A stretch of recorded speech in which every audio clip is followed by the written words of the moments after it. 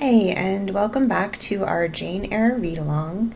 Today we're going to be reading Chapter 9. If you remember from yesterday's chapter, things were starting to go really well for Jane. She was enrolled in French class, and she was taking drawing lessons, and she got to hang out with Miss Temple and her friend Helen for a little bit. So it ended on a good note. But Chapter 9 is a little bit sad, so just get ready for that. Also, don't forget you can download your own copy of Jane Eyre on your Overdrive or Libby app. If those are all checked out, you can also check places like Gutenberg.org, Archive.org, and Google Books. But the privations, or rather the hardships of Lowood, lessened. Spring drew on. She was indeed already come. The frosts of winter had ceased. Its snows were melted, its cutting winds ameliorated. My wretched feet, flayed and swollen to lameness by the sharp air of January, began to heal and subside under the gentler breathings of April. The nights and mornings, no longer by their Canadian temperature, froze the very blood in our veins. We could now endure the play hour passed in the garden. Sometimes, on a sunny day, it began even to be pleasant and genial, and a greenness grew over those brown beds, which, freshening daily, suggested the thought that hope traversed them at night, and left each morning brighter traces of her steps. Flowers peeped out amongst the leaves, snowdrops, crocuses, purple auriculas, and golden-eyed pansies. On Thursday afternoons, half-holidays, we now took walks, and found still sweeter flowers opening by the wayside, under the hedges.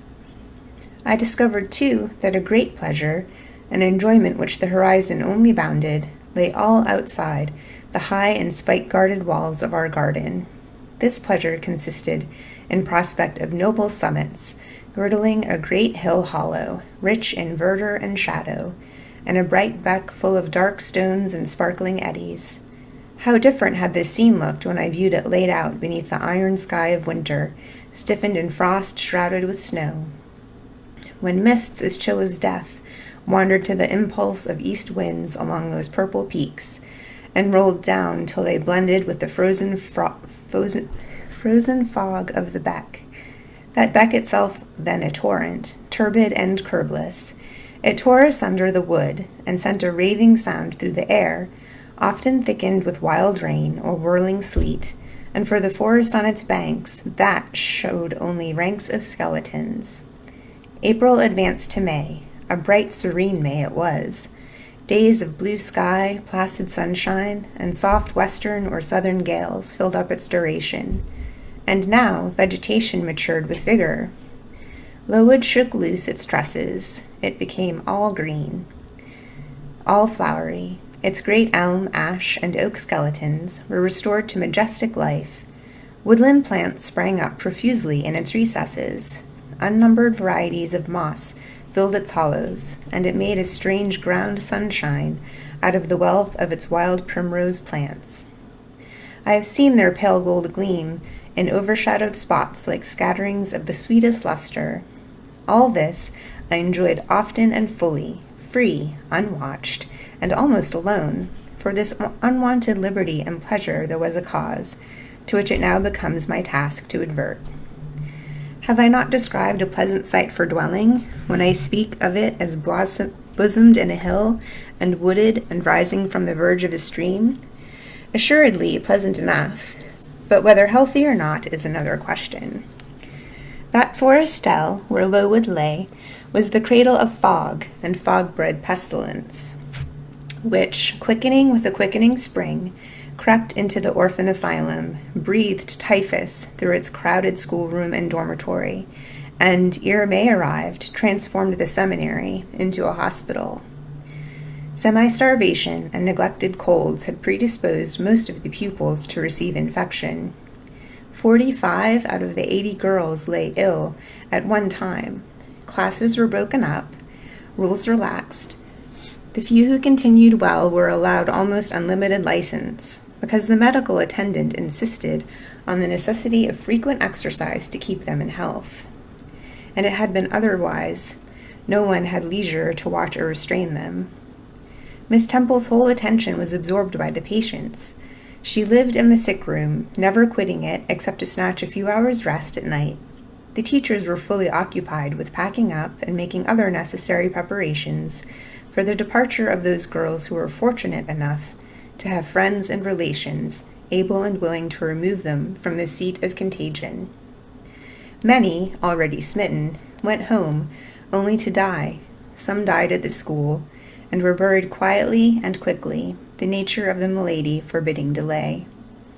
While disease had thus become an inhabitant of Lowood, and death its frequent visitor, while there was gloom and fear within its walls, while its rooms and passages steamed with the hospital smells, the drug and the pastile striving vainly to overcome the effluvia of mortality, that bright May shone unclouded over the bold hills and beautiful woodland out of doors. Its garden, too, glowed with flowers. Hollyhocks had sprung up tall as trees.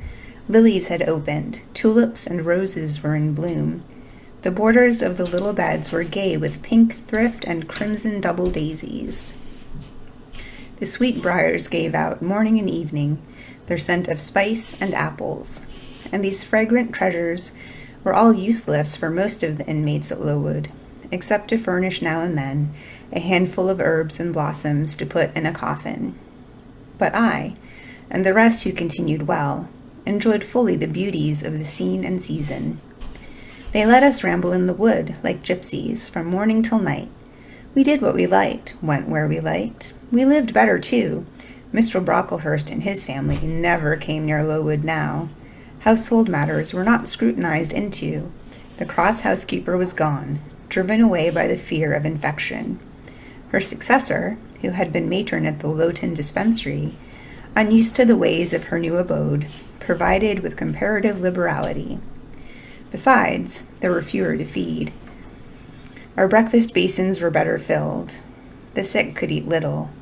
When there was no time to prepare a regular dinner, which often happened, she would give us a large piece of cold pie, or a thick slice of bread and cheese, and this we carried away with us to the wood, where we each chose the spot we liked best, and dined sumptuously.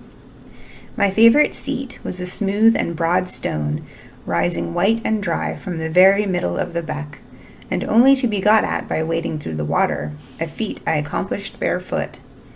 The stone was just broad enough to accommodate, comfortably, another girl and me, at that time my chosen comrade, one Mary Ann Wilson, a shrewd, observant personage whose society I took pleasure in, partly because she was witty and original, and partly because she had a manner which set me at my ease. Some years older than I, she knew more of the world, and could tell me many things I liked to hear. With her my curiosity found gratification. To my faults she also gave ample indulgence, never imposing curb or rein on anything I said. She had a turn for narrative, I for analysis. She liked to inform, I to question. So we got on swimmingly together, deriving much entertainment, if not much improvement, from our mutual intercourse. And where, meantime, was Helen Burns? Why did I not spend these sweet days of liberty with her? Had I forgotten her? Or was I so worthless as to have grown tired of her pure society? Surely the Mary Ann Wilson I have mentioned was inferior to my first acquaintance. She could only tell me amusing stories, and reciprocate any racy and pungent gossip I chose to indulge in, while, if I have spoken truth of Helen, she was qualified to give those who enjoyed the privilege of her converse a taste of far higher things. True, reader, I know, and I knew and felt this, and though I am a defective being, with many faults and few redeeming points, yet never have I tired of Helen Burns, nor ever ceased to cherish for her a sentiment of attachment, as strong, tender, and respectful as any that ever animated my heart. How could it be otherwise, when Helen at all times, and under all circumstances, evinced for me a quiet and faithful friendship, which ill humor never soured, nor irritation never troubled. But Helen was ill at present. For some weeks she had been removed from my sight to I knew not what room upstairs. She was not, I was told, in the hospital portion of the house with the fever patients, for her complaint was consumption, not typhus, and by consumption I, in my ignorance, understood something mild, which time and care would be sure to alleviate. I was confirmed in this idea by the fact of her once or twice coming downstairs on very warm sunny afternoons, and being taken by Miss Temple into the garden. But on these occasions I was not allowed to go and speak to her. I only saw her from the schoolroom window, and then not distinctly, for she was much wrapped up, and sat in a distance under the veranda. One evening, in the beginning of June, I had stayed out very late with Mary Ann in the wood. We had, as usual, separated ourselves from the others, and had wandered far. So far that we had lost our way, and had to ask it at a lonely cottage where a man and woman lived, who looked after a herd of half-wild swine that fed on the mast in the wood. When we got back, it was after moonrise. A pony, which we knew to be the surgeon's, was standing at the garden door. Mary Ann remarked that she supposed someone must be very ill, as Mr. Bates had been sent for at that time of the evening. She went into the house. I stayed behind a few minutes to plant in my garden a handful of roots I had dug up in the forest, and which I feared would wither if I left them till the morning. This done, I lingered yet a little longer. The flowers smelt so sweet. As the dew fell, it was such a pleasant evening, so serene, so warm. The still glowing west promised so fairly another fine day on the morrow. The moon rose with such majesty in the grave east. I was noting these things and enjoying them as a child might, when it entered my mind as it had never done before. How sad to be lying now on a sick bed, and to be in danger of dying. This world is pleasant. It would be dreary to be called from it, and to have to go who knows where. And then my mind made its first earnest effort to comprehend what had been infused into it concerning heaven and hell. And for the first time it recoiled, baffled, and for the first time glancing behind, on each side, and before it, it saw all round an unfathomed gulf. It felt the one point where it stood, the present. All the rest was formless cloud and vacant depth, and it shuddered at the thought of tottering and plunging amid that chaos. While pondering this new idea, I heard the front door open. Mr. Bates came out, and with him was a nurse. After she had seen him mount his horse and depart, she was about to close the door, but I ran up to her. "How is Helen Burns?" "Very poorly," was the answer. "Is it her Mr. Bates has been to see?" "Yes." "And what does he say about her?" "He says she'll not be here long." This phrase, uttered in my hearing yesterday, would have only conveyed the notion that she was about to be removed to Northumberland, to her own home. I should not have suspected that it meant she was dying, but I knew instantly now. It opened clear on my comprehension that Helen Burns was numbering her days in this world, and that she was going to be taken to the region of spirits, if such a region there were. I experienced a shock of horror, then a strong thrill of grief, then a desire, a necessity, to see her, and I asked in what room she lay. "She is in Miss Temple's room," said the nurse. "May I go up and speak to her?" "Oh, no, child, it is not likely. And now it is time for you to come in. You'll catch the fever if you stop out when the dew is falling." The nurse closed the front door. I went in by the side entrance which led to the schoolroom. I was just in time. It was 9 o'clock, and Miss Miller was calling the pupils to go to bed.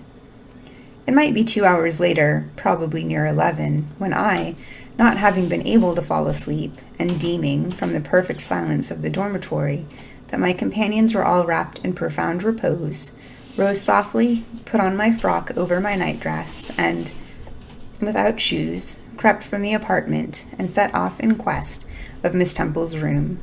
I was quite at the other end of the house, but I knew my way, and the light of the unclouded summer moon, entering here and there at the passage windows, enabled me to find it without difficulty. An odor of camphor and burnt vinegar warned me when I came near the fever room, and I passed its door quickly, fearful lest the nurse who sat up all night should hear me. I dreaded being discovered and sent back, for I must see Helen. I must embrace her before she died. I must give her one last kiss and exchange with her one last word. Having descended a staircase, traversed a portion of the house below, and succeeded in opening and shutting, without noise, 2 doors, I reached another flight of steps. These I mounted, and then just opposite to me was Miss Temple's room. A light shone through the keyhole, and from under the door. A profound stillness pervaded the vicinity. Coming near, I found the door slightly ajar, probably to admit some fresh air into the close abode of sickness. Indisposed to hesitate, and full of impatient impulses, soul and senses quivering with queen throes, I put it back and looked in. My eye sought Helen, and feared to find death. Close by Miss Temple's bed, and half covered with its white curtains, there stood a little crib. I saw the outline of a form under the clothes, but the face was hid by the hangings. The nurse I had spoken to in the garden sat in an easy-chair asleep. An unsnuffed candle burnt dimly on the table. Miss Temple was not to be seen. I knew afterwards that she had been called to a delirious patient in the fever room. I advanced, then paused by the crib side. My hand was on the curtain, but I preferred speaking before I withdrew it. I still recoiled at the dread of seeing a corpse. "Helen," I whispered softly, "are you awake?" She stirred herself, put back the curtain, and I saw her face, pale, wasted, but quite composed.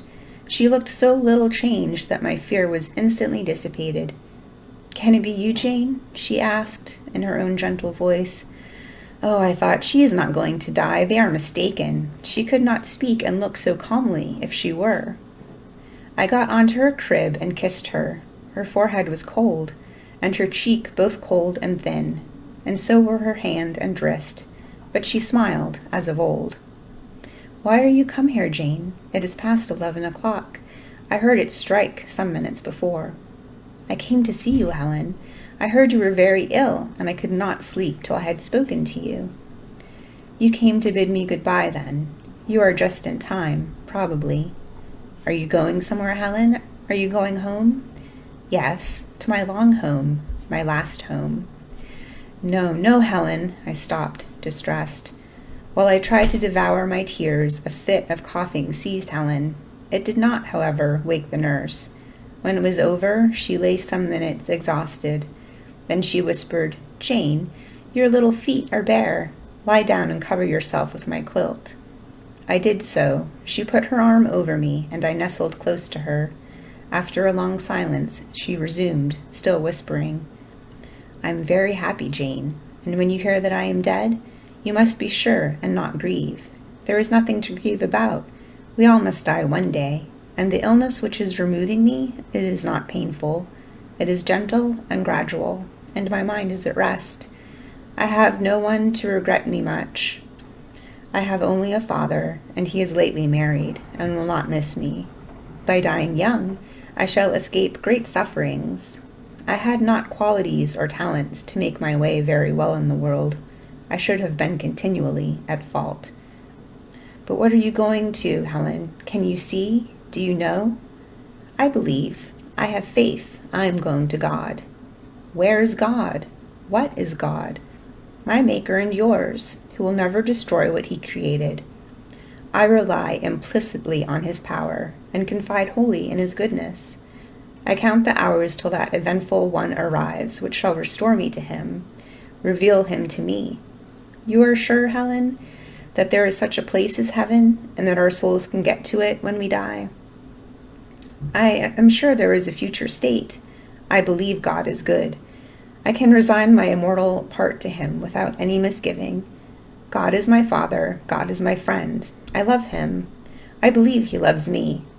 And shall I see you again, Helen, when I die? You will come to the same region of happiness, be received by the same mighty, universal parent, no doubt, dear Jane." Again I questioned, but this time only in thought. Where is that region? Does it exist? And I clasped my arms closer round Helen. She seemed dearer to me than ever, and I felt as if I could not let her go. I lay with my face hidden on her neck. Presently she said, in that sweetest tone, How comfortable I am. That last fit of coughing has tired me a little. I feel as if I could sleep. But don't leave me, Jane. I like to have you near me. I'll stay with you, dear Helen. No one shall take me away. Are you warm, darling? Yes. Good night, Jane. Good night, Helen. She kissed me, and I her, and both we soon slumbered. When I awoke, it was day. An unusual movement roused me. I looked up. I was in somebody's arms. The nurse held me. She was carrying me through the passage back to the dormitory. I was not reprimanded for leaving my bed. People had something else to think about. No explanation was afforded then to my many questions. But a day or two afterwards, I learned that Miss Temple, on returning to her own room at dawn, had found me laid in the little crib, my face against Helen Burns's shoulder, my arms around her neck. I was asleep, and Helen was dead. Her grave is in Brocklebridge churchyard. For 15 years after her death, it was only covered by a grassy mound, but now a grey marble tablet marks the spot, inscribed with her name and the word Resurgam. So that's a bit of a sad chapter. Poor Helen. There was some foreshadowing, though, in the earlier chapters where Miss Temple was worried about her health, and she had some coughs, and, she was always described as thin. So it is sad, but we were warned a little bit. We will start back with chapter 10 on Monday. Thanks so much for watching. I hope you have a great weekend. Remember to wash your hands.